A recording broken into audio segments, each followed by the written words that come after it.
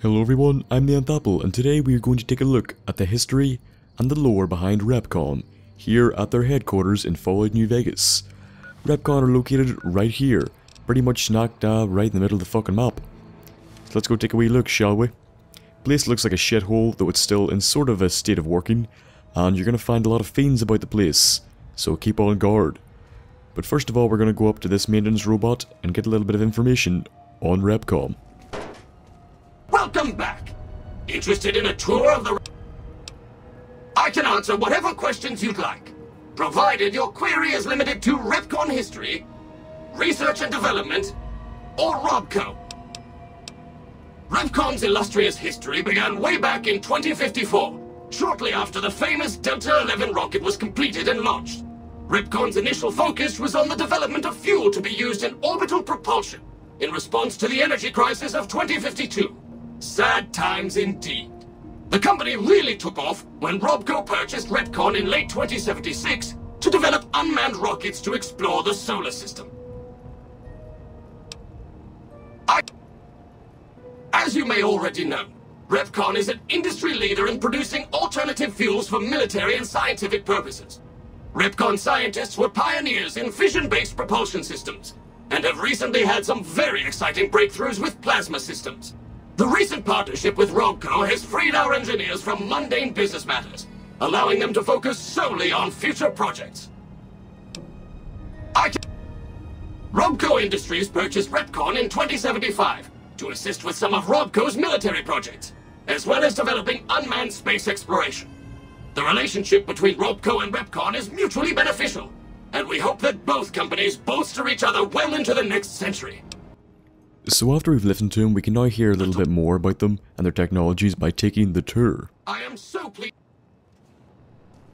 How may I serve you, the Repconn tour, Rocketeers? Courtesy of the fine folks at RobCo, I'll be your guide today on the path of scientific discovery.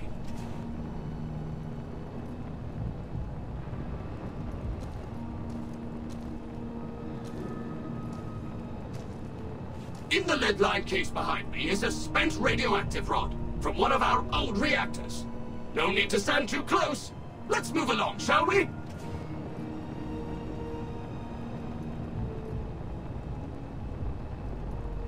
Look here, a row of multicolored plasma fuels. Careful, they may look safe to drink, but your stomach is the last place they should be. Why the difference in cylinder size? Refining our production methods has resulted in higher yields of fuel over time. That's why.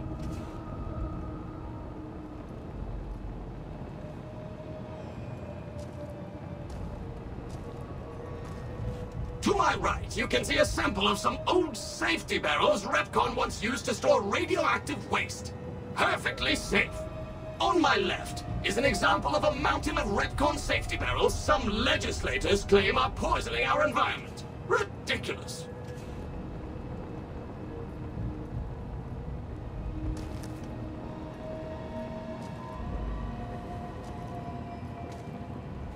Behind me is our most recent rocket project, which we're keeping under our hats until launch, if you'll pardon the expression. And in front of me is a model, not actual size, of the launch dome we are using to send our rockets screaming into orbit.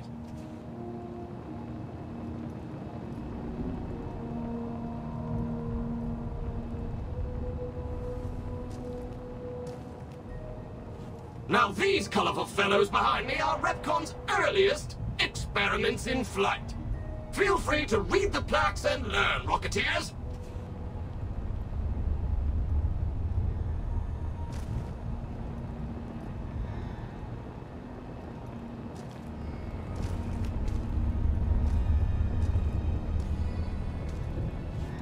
Now for the highlight of our tour. Due to a generous donation from RobCo, this next exhibit showcases the wondrous world of robots. Around you are the incredible iBot, the fearsome SentryBot, and the always helpful Mr. Handy. That helpfulness runs through our whole line.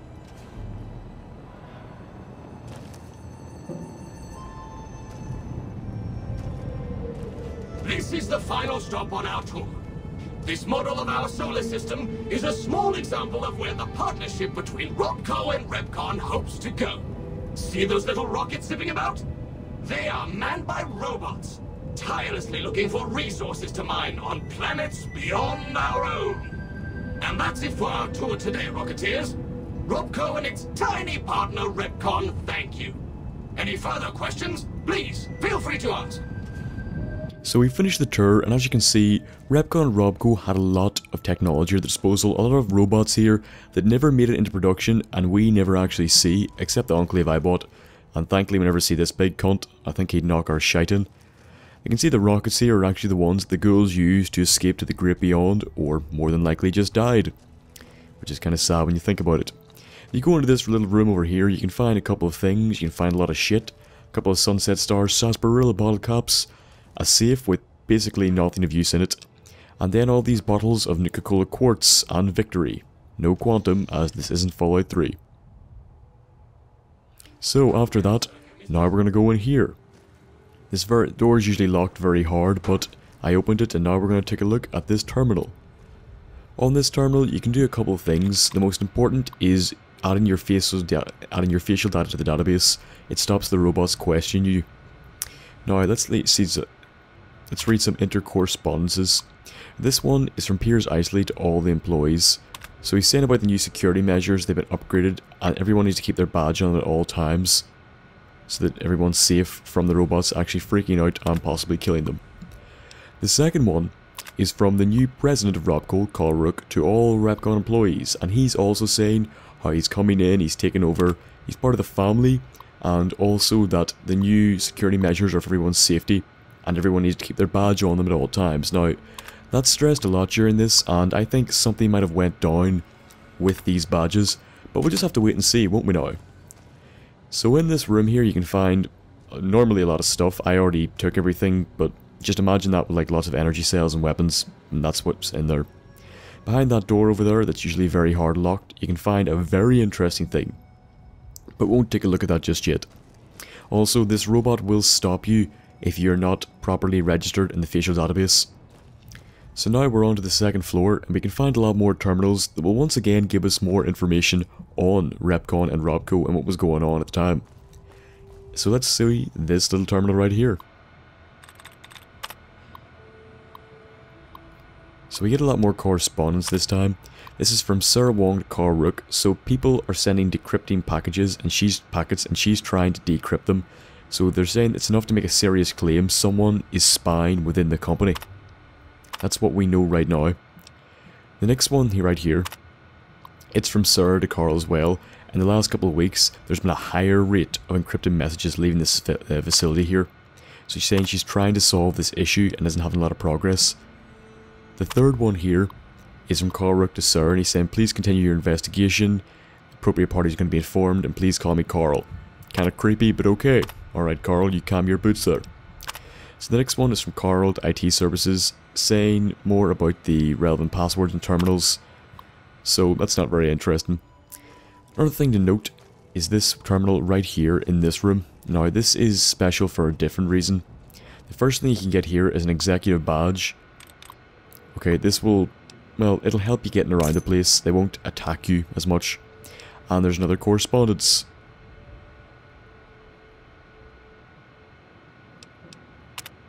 So this one is from Piers Isley to all the Repconn staff, so that the current leader, the current president, is stepping down, and now there's going to be a new one.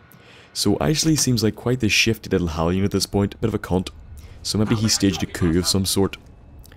Also, I would like to point out that the place is in disrepair, it's wrecked, and there's a lot of skeletons everywhere, so something went wrong here, but we don't know what yet.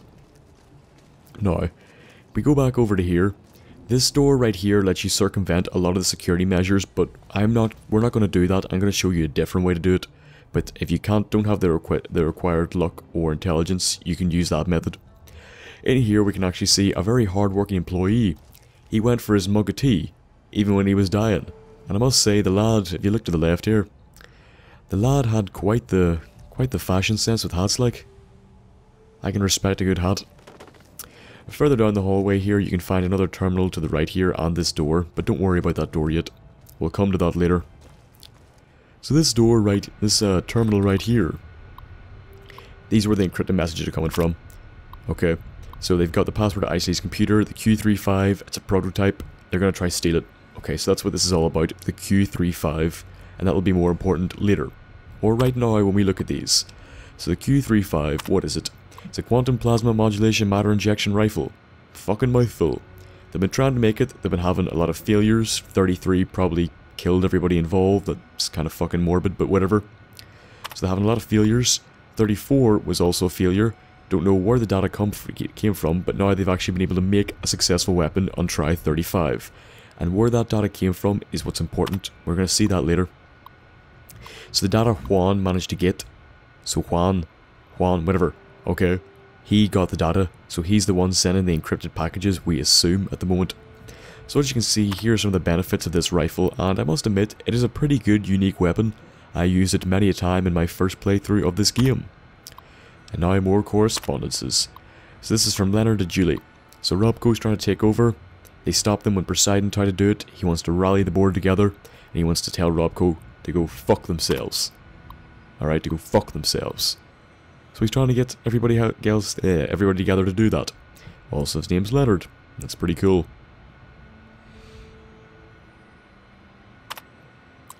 So the next one is this. It's from Julie to Leonard, and he's saying, I'm going to get my allies on the board. We're going to fight this. We're going to win. We're not going to let RobCo take over. The third one pretty much shows Julie's a wee fucking turncoat, and Isley was probably behind this entire takeover. Furthermore, casting him in the light of the cunt of this corporation. And as you'll see later, he really was quite the cunt. So, after this, the only thing to really look at left is the next floor. Now, this floor has a lot of interesting things on it. You're going to see right here. So, first of all, this is going to happen if you have luck 7, ice cream. Don't know why, ice cream's the answer. Bar that, you can just try kill all the robots, but you probably shouldn't try and avoid that. Also, the paladins, if you side with the Brotherhood of Steel, you're trying to find all the holo tags, this is where they are. I feel I should mention, there's a lot of hidden walls in this place that you can jam for experience, and behind them's a fuckload of very advanced robots. So, maybe don't try shoot the place up, it's not recommended. So once again, more good old terminals. Let's see what's been going on here. So you can unlock a safe. You can see a reply to RobCo. It's from Carl Rook to Pierce Isley, saying that everything's been set in motion. I'll be handling everything that arises, blah blah blah blah. I'll be your correspondence between Repconn and RobCo. So Pierce Isley clearly manufactured this coup, okay, and took over Repconn. He's a bit of a shithead. Also, once again, the security measures. I've got a theory on that, but I'll leave that to later, to the end. But it is quite relevant. So as we can see, Isley's a wee fucking shithead. So once again, another inter-office correspondence. This time from Pierce Isley to Steve. Can you send an email to the engineers about the increased security procedures? So they're much a focus, as I've said before. So after this, you're then going to go into here. Into the left. No, sorry, that's an elevator. My bad. You're going to go into here. And this, I believe, is Pierce Isley's terminal. And you can actually get the key for it out of his briefcase. I'm glad the wee shit got what he deserved. Looks like he was gunned down when he was trying to run or something. Dickhead. Anyway, so on Pierce Isley's terminal we can find many interesting things. So, first of all, the first inter-office correspondence. So it's from Pierce to Leonard. It's saying it's good you be back in the office. It's good to have you back. While you were out in the office, I met with RobCo, and they want to buy over. They want to buy it out. Let me tell you what you think. So he wants Leonard's opinion on what about RobCo buying out Repconn. So he says, I have no interest in selling my portion. You can take the package, and I'm sure you've got a fair idea of where I think that package should be inserted. Fucking Isley's rectum. That's where it should be inserted. So, of course, Isley's then responds with, this is a friendly deal right now, but it could turn very hostile, aka a hostile takeover on RobCo's part by buying the public shares, which was mentioned previously. And public shares, by the way, allow outside buyers to take over companies or get a portion of that company. So the last one then says, one of my contacts beside Energy cancelled C-mill experiment. So this is Carl Rook to Swan. Swan took the information from Poseidon for their plasma rifle, and then he gave it to the research team on the research test number 34, which is where they got the information to make the Q35. So the Q35 was built in stolen technology. That disables all the robots on the floor, which is pretty useful. So, after this, we're on the first floor now, and we can actually go down and get the Q35 Matter Modulator. And I will confess right now, unfortunately, I don't have it. Yeah, I don't know where mine is. I picked it up a long time before this. Great gun, this is where you get it. It'll be floating there if you haven't got it, but I don't know where I put mine, and I didn't really want to spawn one with the console. I might have sold it. I needed some jet or something, I don't know, but yeah, it's gone. Sorry. Yeah, anyway, so Q35 Matter Modulator will be right there. Take her, and fuck cunts up with her. Aye. So that is Repconn, okay? The Q35 Matter Modulator was built off of stolen technology from both Poseidon and also from the rocket launches at Repconn. Then Isley manufactured a hostile takeover either before that happened or just after, and allowed Carl Rook to come in and take over control of Repconn. Carl Rook was from RobCo. All the security measures, I think, resulted in the murder of every single person in this building, because there's a lot of skeletons here, and there's a lot of robots in here, and I think those two things just did not mix. The robots went crazy and killed everyone. Probably either from Isley fucking up or something else. I'm not really sure. But I hope you enjoyed the episode. Like, favorite, and subscribe if you did. Please leave a suggestion below for future episodes. And I hope I will see you in the next one. And goodbye. Also, fuck Isley. You made it to the end of the video. Congratulations. I hope you enjoyed it. And if you did, why not drop a like? If you have anything to say to me, anything to ask, anything to, I don't know, suggest for next episode, please leave it in the comment section below. If you want to watch some more of my videos, why not subscribe and get regular updates? Go watch obvious trailer analysis if you want to see me take the piss out of game trailers, and have a lot more Fallout lore and more best moments to come. Also, don't forget to share on all the social media that you kids love these days, and follow me on Twitter so I can interact with you all a lot more easier, because it is faster to do on Twitter, and you can ask me any questions that you want to ask. I hope I will see you in the next episode, and until then, goodbye.